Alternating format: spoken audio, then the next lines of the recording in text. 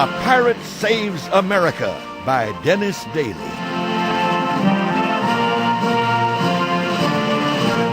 Hello, this is Jimmy Weldon.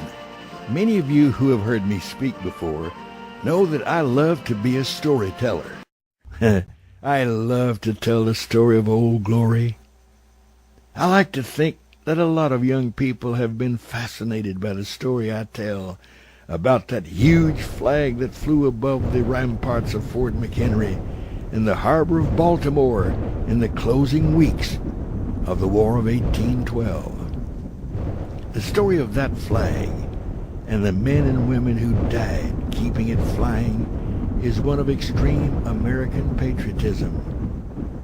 The poem that the young lawyer Francis Scott Key wrote about seeing that flag fly, still waving in the morning breeze, became our national anthem. Long before people sang it, Key's poem had become a kind of early American bestseller. Everyone knew it. People would recite it over and over again. Then, one night, a group of young Americans sitting at one side of the tavern heard some British immigrants across the room singing an English drinking song. The funny thing about the song was that its rhythm, its meter, exactly matched the word pattern of Key's poem. They began singing Key's poem in that old, irreverent British song, and the musical version of the Star-Spangled Banner was born. What an irony! How a poem about the persistent patriotism of the people of Fort McHenry, holding up a tattered but triumphant stars and stripes, should be sung to the melody of a song that came from England, the country whose navy could not bring down that flag.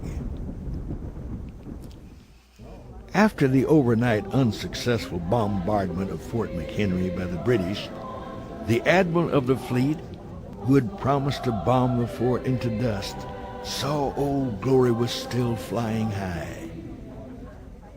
It appears that the hopes and blood of fired-up Americans holding that flag aloft, leaning their wounded and soon-to-die bodies against the flagpole, were stronger than the bombs and shells of the most powerful navy in the world.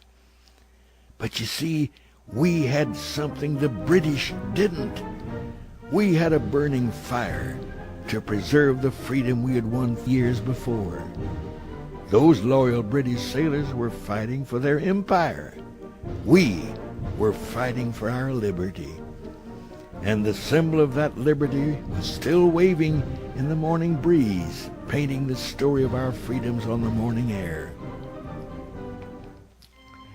The fleet's loss at Fort McHenry was a bitter pill for the British Navy. Admiral Alexander Cochrane took his fleet out of the harbor with the tide.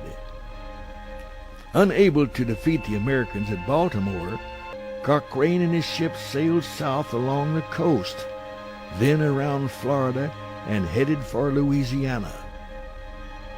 Along the coast, Cochrane's humiliated fleet did win a small victory, but Cochrane was anxious to move on to New Orleans. His forces were to support a contingent of British troops already standing by. If Cochrane could help the British Army take the port at New Orleans, America's southern gateway would be closed.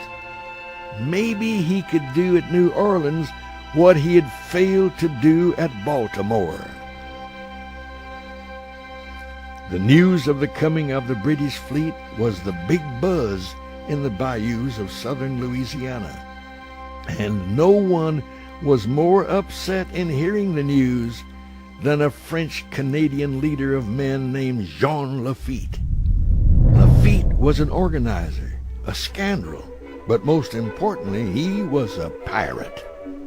Jean Lafitte and his men were making runs into the Caribbean, attacking any ship they could, killing or wounding the crews, and making off with the treasures on board.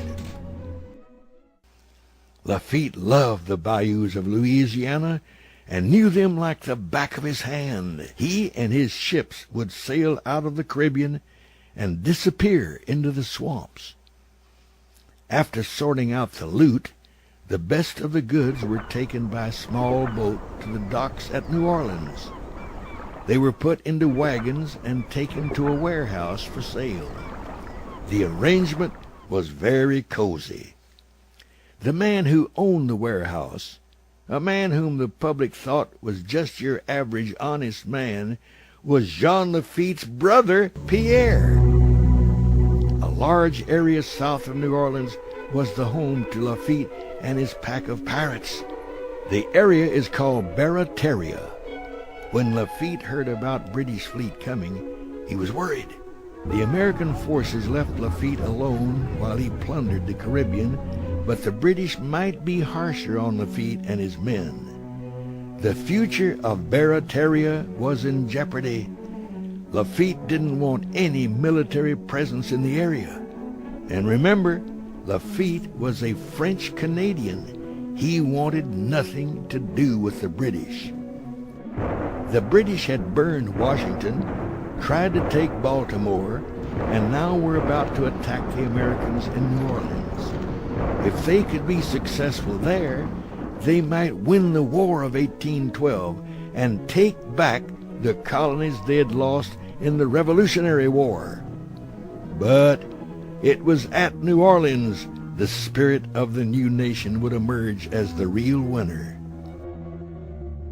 The leader of the American forces at New Orleans was Andrew Jackson.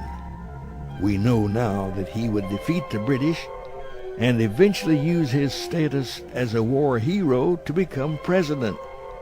What we forget, and what most students of American history are never told, is that Jackson almost lost the Battle of New Orleans. He was facing the same kind of expected destruction they had faced at Baltimore. It was a foregone conclusion that Jackson's American flag would not be flying after the final battle. Andy Jackson, the mountain man from Tennessee, was not about to let that happen. But Jackson faced a dilemma, a shortage of manpower. Now, although he was a master of the Tennessee mountains, he knew nothing about the swamps and bayous of Louisiana. He needed men who knew the area and hated the British.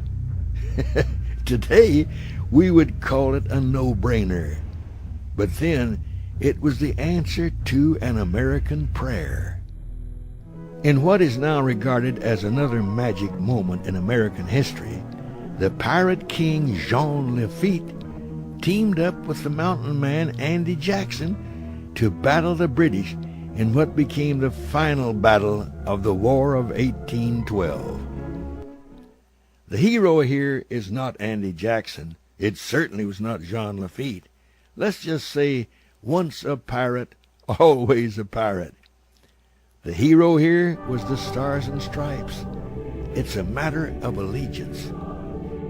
Just as the men from Barataria took down their pirate flag and hoisted up Old Glory, so have the countless millions who came to these shores, traded the symbols of their mother country, and began saluting the American flag. We must all rally around something. Our symbol is red, white, and blue. It flew over the fort at Baltimore, and despite being tattered and torn, it was still triumphantly standing there when morning came. I leave you with one thought. The young people of today crave leadership. They crave a symbol. It grieves me to think that the manner they need to carry is already within reach. It's there in their classroom.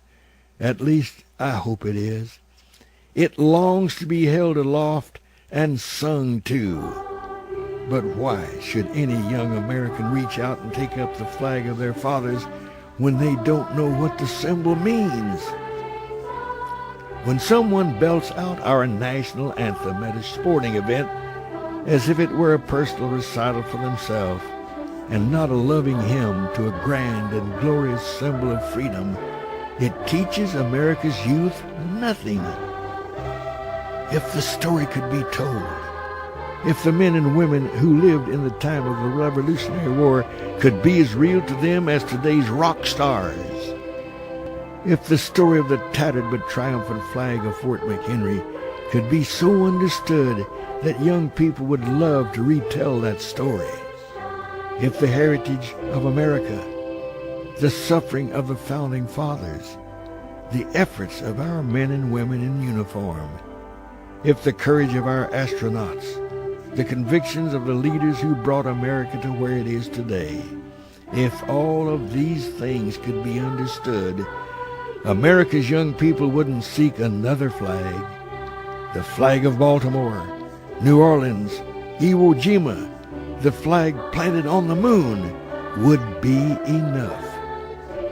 If only the story of America could be taught as the wonderful story it is, and not as a recitation of dates and names from a dusty book, this would be a vastly different America. What a story we have to tell. It's a shame we've forgotten how to tell it. This is Jimmy Weldon. I love you. God bless you, and God bless America.